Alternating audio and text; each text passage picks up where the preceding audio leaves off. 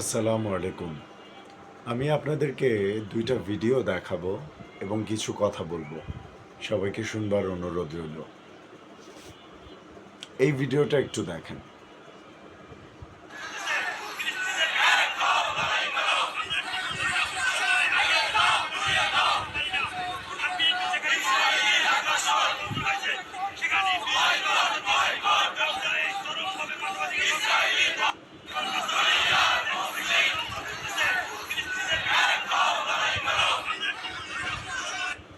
ভণ্ডামি কোন লেভেলে গেছে, কোন পর্যায়ে গেছে ভাবতে পারতেছেন? বুঝতে পারতেছেন? একবার চিন্তা করে দেখেন, এই আপার যে ড্রেস আপ, যে পোশাক আশাক, এইভাবে উনি আরও ১০০ জন পুরুষ মানুষের সাথে একসাথে বের হয়ে মাঝখানে উনি স্লোগান দিতেছেন, দুনিয়ার মুসলিম এক হও, ইসরায়েলি আগ্রাসন ড্যাশ ড্যাশ ড্যাশ ড্যাশ। নিজের কি অবস্থা? ভণ্ডামি এইটাই আমি বলি যে মাঝে মধ্যে খুব রাগ হয়েই বলি যে বাংলাদেশের নাম বর্তমানে পরিবর্তন হয়ে ভণ্ড দেশ রাখা উচিত। বুঝছেন? কারণ ভণ্ড এবং ভণ্ডামিতে আসলে ভরে গেছে। কাজের কাজ কেউ করতেছে না, কাজের বেলায় কিচ্ছু না, ঠনঠনা ঠনঠন। আরেকটা ভিডিও দেখাই, গতকালকে যে মার্চ ফর গাজা হয়েছে ঢাকাতে, বাংলাদেশে, সেটার একটা জিনিস আমি আপনাকে একটু দেখাই। ওখানে অনেক পজিটিভ জিনিস ছিল, অনেক পজিটিভ বিষয় ছিল, কিন্তু এই জিনিসটা আমি একটু দেখাই, একটু দেখেন।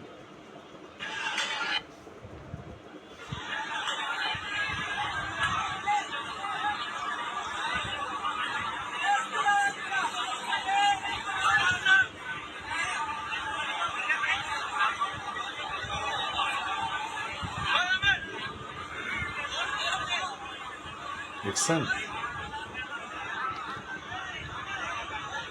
মানে রমনাতে যে আম গাছ ছিল, মানে বাটার জুতা চুরির পরে এবার হইতেছে আম চুরি।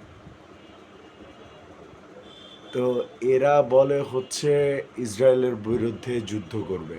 আমার তো মনে হয় এদেরকে যদি গাজায় পাঠানো হয়, ফিলিস্তিনে যদি পাঠানো হয়, এই বাংলাদেশের এই কতিপয় ভণ্ডদের, তাহলে মনে হয় ওখানে যে ধ্বংসস্তূপের মধ্যে যে লোহার রড টড যেগুলো আছে না, ওগুলা চুরি করে নিয়ে আসবে, চুরি করে আয়না বাংলাদেশের ভাঙ্গারি বাজারে বেচা, তারপরে নিজের সংসার চালাবে। আমার তো তাই মনে হয়। ঠিক আছে?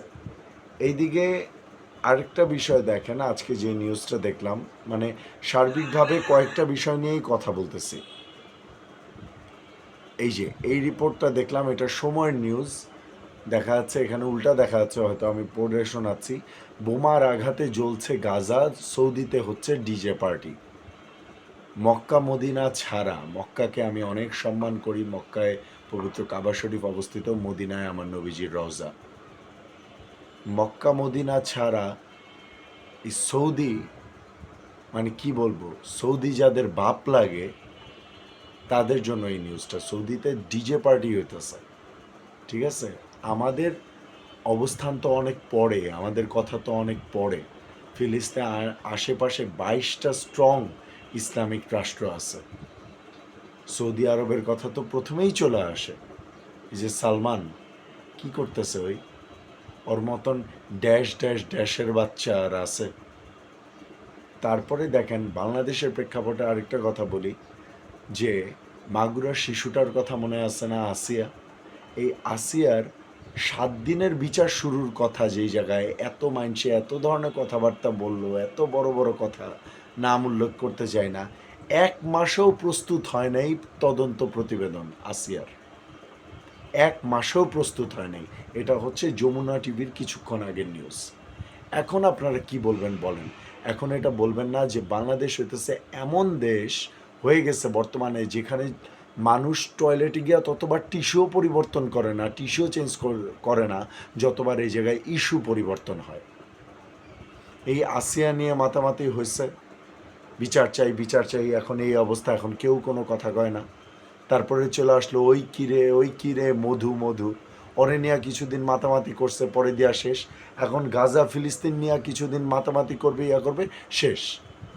গাজা ফিলিস্তিন ওদের জায়গায় ওরা সাফার করতে থাকবে, এই জায়গায় 2 দিন মার্চ ফর এটা মার্চ ফর সেটা, অমুক জায়গায় গেলাম, 2টা বড় বড় হুঙ্কার ছাড়লাম, 2টা বড় বড় স্লোগান দিলাম, শেষ।